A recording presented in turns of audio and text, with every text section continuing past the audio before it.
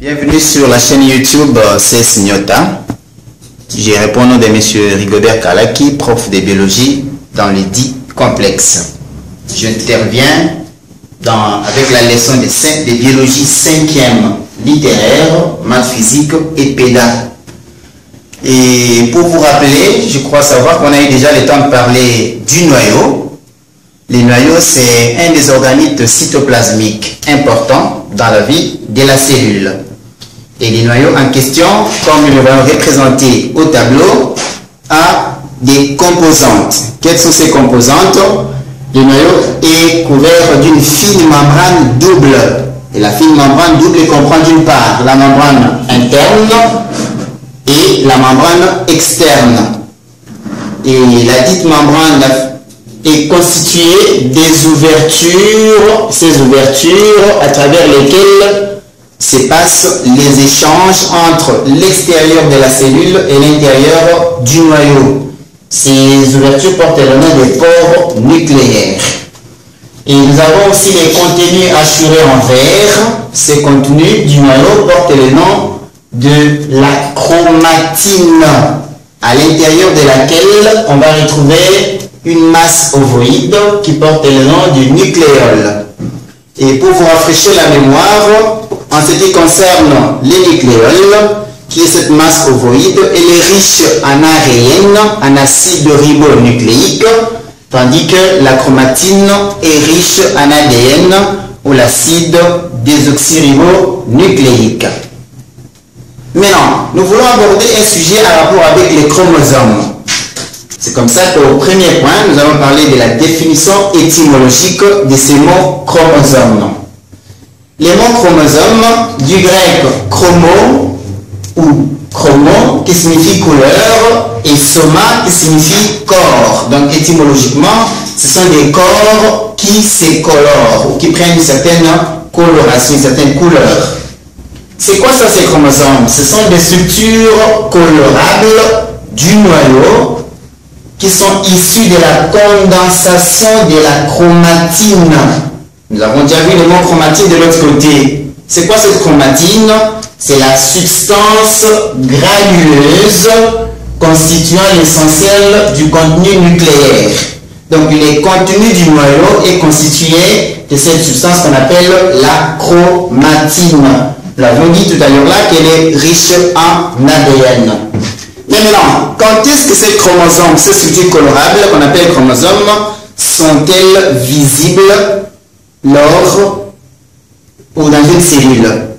On nous fait remarquer que les chromosomes sont visibles lors de la division cellulaire. Et c'est quelle division cellulaire? La division cellulaire appelée la mitose. Le mot mitose, du grec mitos, égale filament. Donc cette division est appelée mitose parce que la chromatine change progressivement en filaments épais. Et ces filaments épais sont appelés tout simplement des chromosomes. Donc les chromosomes ne sont visibles que lors de cette division cellulaire appelée mitose. Au deuxième point, nous allons aborder la structure et la morphologie de ces structures colorables qui sont des chromosomes. Les chromosomes sont des filaments, comme nous l'avons déjà dit, des filaments épais en forme de bâtonnets. Et ces bâtonnets mesurent 1 à 10 micromètres de long. 1 à 10 micromètres de long, c'est la longueur que mesure un chromosome. Et il comporte une courte région plus mince qu'on appelle le centromère. Et ce centromère est aussi appelé constriction primaire. Donc les chromosomes ont une région centrale qu'on appelle le centromère, une constriction primaire. Maintenant, la position de celle-ci se rapporte au mot centromère et constriction primaire.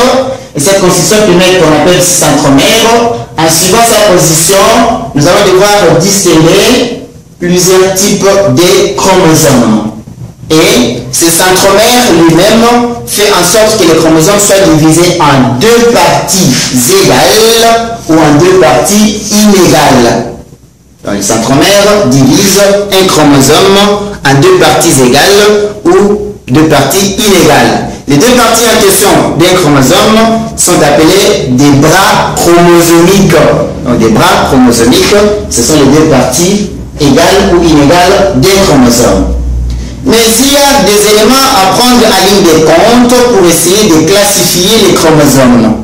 Quels sont ces éléments dont on tient compte pour classer les chromosomes? Nous avons d'abord la taille des chromosomes en ordre décroissant. Donc la taille en ordre décroissant, ça veut dire du plus grand au plus petit. On va commencer par les chromosomes qui sont des grandes tailles pour essayer de descendre chronologiquement pour arriver à atteindre des chromosomes de petite taille. Ça, c'est le premier élément à prendre à ligne de compte. Le deuxième élément, le deuxième critère, c'est la position du centromère. Nous avons dit tout à l'heure que le centromère, c'est ces points-là qui réunissent les deux bras des chromosomes tout en les séparant en parties égales ou en parties inégales. Ça peut être de part et d'autre. Et la troisième, ou le troisième critère, ça veut être la disposition des bandes colorées. Et ces bandes colorées, c'est visible lorsque vous faites la chromatographie en phase. C'est quoi cette chromatographie? Il y a le mot chroma. Je vous dis déjà, chroma signifie couleur. Donc, c'est une technique en biochimie qui consiste à pouvoir observer la disposition des chromosomes en bandes. Et ces bandes-là ont différentes colorations. C'est ce qu'on appelle la chromatographie en ligne ou en phase. Maintenant, vous allez prendre un élément en compte pour essayer de classifier ces chromosomes. Beaucoup plus le deuxième. Donc, le deuxième critère, c'est la position du centromère. Cette position du centromère nous permet de pouvoir catégoriser 4 groupes de chromosomes, comme nous les voyons selon les astérisques. Le premier astérisque nous dit les chromosomes. Quand j'ai mis un abrégé X, MEX, S signifie chromosome. Le chromosome métacentrique. Qu'est-ce qu'on entend par chromosome métacentrique? On appelle chromosome métacentrique les chromosomes dont les deux bras chromosomiques sont égaux. Les deux bras chromosomiques sont égaux. Vous aurez peut-être l'opportunité de le faire chez vous à la maison. On dit que ce sont forme de filaments. Je peux peut-être vous les montrer ici. Comment ça va se passer? Ça, c'est une structure d'un bras. Si vous vous rendez compte, les deux bras sont réunis par, ou sont reliés par un point. Les points de jonction ici qui relient les deux bras de chromosomes, c'est ce qu'on appelle le centromère.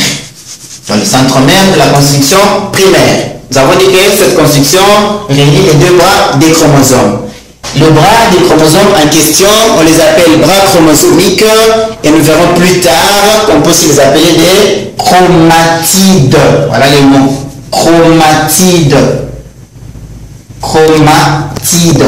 Donc les bras chromosomiques sont aussi appelés des chromatides. Donc pour les cas, le premier groupe, ce sont les chromosomes métacentriques, comme je viens de vous les indiquer. Donc les deux bras chromosomiques sont comment? Sont égaux. Pour le second cas, ce sont les chromosomes acrocentriques ou submétacentriques. Qu'est-ce qu'on entend par chromosome acrocentrique ou submétacentrique? Ce sont des chromosomes dont les deux bras sont inégaux. Ça, c'est à vous de le faire. Donc vous allez les représenter chez vous à la maison pour comprendre. Les deux bras ne sont pas égaux, donc il y a un bras qui paraît plus grand ou plus long par rapport à l'autre. Les troisièmes, ce sont les chromosomes dits chromosomes télocentriques. Ah oui, dans les chromosomes télocentriques, c'est quoi ça encore ces chromosomes? Ce sont des chromosomes dont une des extrémités se confond au centromère. Nous avons vu que les chromosomes ont deux bras, qu'on appelle aussi des chromatides. Mais on se rend compte qu'une des extrémités du chromatide va devoir se rallier au centromère. C'est que quelque part, il y a une perte. Une perte d'un bras chromosomique. Donc, le point, il va se confondre au centromère. Lorsque les points se confondent au centromère, ils sont face à des chromosomes qu'on appelle des chromosomes télocentriques. Peut-être pour vous donner une idée, voici comment ça va se représenter. Le bras chromosomique est là. nous avons là un bras chromosomique. Le point là, un de points va être confondu. Donc, le deuxième bras n'existe pas. Et comme il n'existe pas, il est confondu à ce point-là. Ces types de chromosomes qui se représentent de la sorte sont appelés les chromosomes télocentriques. Pourquoi? Parce que une des extrémités du chromosome se voit être confondue. Et le tout dernier, ce sont les chromosomes qu'on appelle les chromosomes punctiformes. Qu'est-ce qu'on entend par chromosome punctiforme? Ce sont des chromosomes en forme d'un point. C'est comme un point, une tête de i là que vous mettez là. Ces types de chromosomes en forme d'un point sont appelés les chromosomes punctiformes. Et comme nous sommes en train de parler de ces chromosomes, qui sont des structures colorables, qui sont issues de la condensation de la chromatine, de quoi ces chromosomes est-il constitué? Ou quel comprend un chromosome en termes de composantes?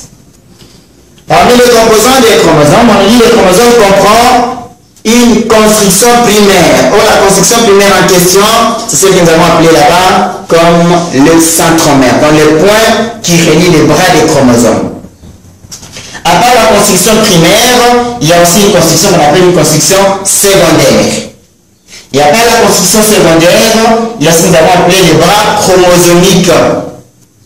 Et à part les bras chromosomiques qui peuvent être au nombre de 2 ou encore un seul bras chromosomique pour le cas des chromosomes télocentriques, nous avons aussi un filament d'ADN. Et ce filament d'ADN va être où? Il va être enroulé à l'intérieur de ces chromosomes. À part le filament d'ADN qui va être enroulé sur les chromosomes et dans les chromosomes, il y a aussi les bouts ou l'extrémité, ce point-là qu'on appelle les télomères. Et s'il y en a 2, donc il y a 2 télomères. Mais s'il n'y a qu'un seul bras chromosomique, vous n'aurez qu'un seul télomère. À part les télomères, vous allez aussi retrouver ce qu'on appelle des satellites. Les satellites sont des renflements qu'on retrouve aux extrémités des chromosomes de part et d'autre au niveau de leurs bras. Et à l'extrémité de ces satellites, c'est là où nous allons retrouver les télomères. Je ne saurais pas vous laisser sans pour autant vous donner des devoirs à domicile qui consistent à illustrer schématiquement un chromosome en indiquant ses composantes. Lesquelles composantes que nous venons déjà d'énumérer dans la partie qui vient de passer. Nous venons là de terminer notre leçon du jour et je ne saurais vous quitter sans vous rappeler les mesures barrières à observer, les lavages de mains régulièrement, les ports de masque et si vous n'avez rien à faire, évitez de vous déplacer, restez chez vous. J'espère vous retrouver très prochainement. Merci.